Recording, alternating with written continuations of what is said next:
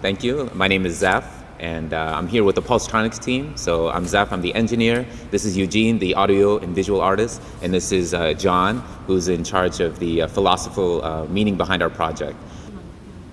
So Pulsotroniks is an exploration of the idea of pulse and what does it mean. So in the common sense, pulse is our biorhythm, and it can be described by the sinusoidal shape. So a attraction and a repelling force. Through our work here in ACC, we've been exploring this idea of pulse and what does it mean? What does the sinusoidal wave mean, and how is it represented not only in ourselves, but how is it represented in the world around us? So in terms of myself, I've been building a sensor to explore the biorhythm and the biosignal pulse. And Eugene has been working a lot on the film, exploring what the pulse means about the world around us. And John has been analyzing what does pulse have to do with Korean culture, and what importance does that sinusoidal pulse shape have to do in Korean culture itself. As an engineer, I built a sensor, and my job is to explore the biosignals of the body. I think it's very important for people to understand that our body is quite loud. There's a lot of interactions going on for us to live a daily life. And my sensor is supposed to be specific enough to show them that the pulsing of their body, not just from their heart, but every single blood vessel, their skin contraction, the respiration. So I wanted to visualize to them so they can see how their body is moving and the rhythm that their body is moving. And what we bridge to is that we want to show that these natural rhythms of the body interact with such stimuli, which Eugene is shooting now. Yeah, so for me, as for a media artist and a videographer, I would say it's really important to show the difference of two things.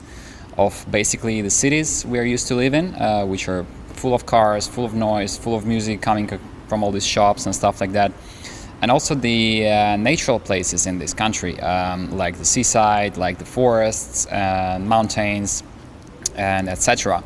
So those things, the nature was there forever, since the earth was created or something. And the cities were built recently and are expanding drastically these days, as we are that kind of industrial and economic growth society.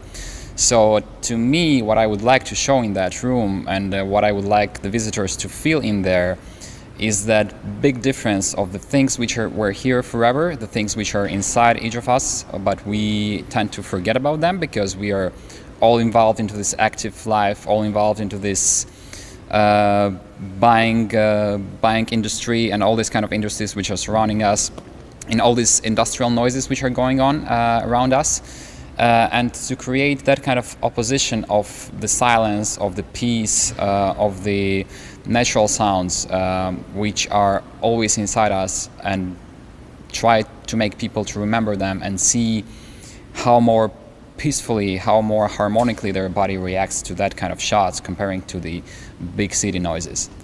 So that's why I consider this is a great collaboration of us three, and particularly me and Zeph, when we talk about this video and sensor thing, because we would like to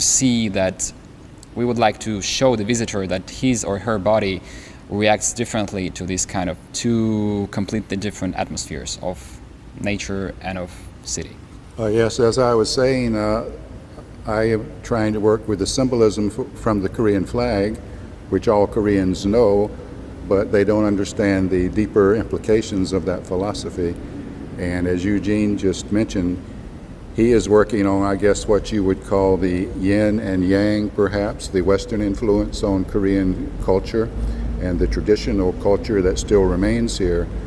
And there is much traditional culture that Koreans are proud of and participate in, but there's a kind of lacuna, a dark moon in Korean culture, and that is the philosophy of the Korean flag.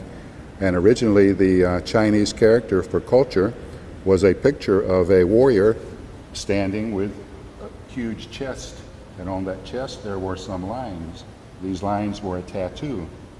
That tattoo, the purpose was for them to try to capture a power in nature that would help them to survive.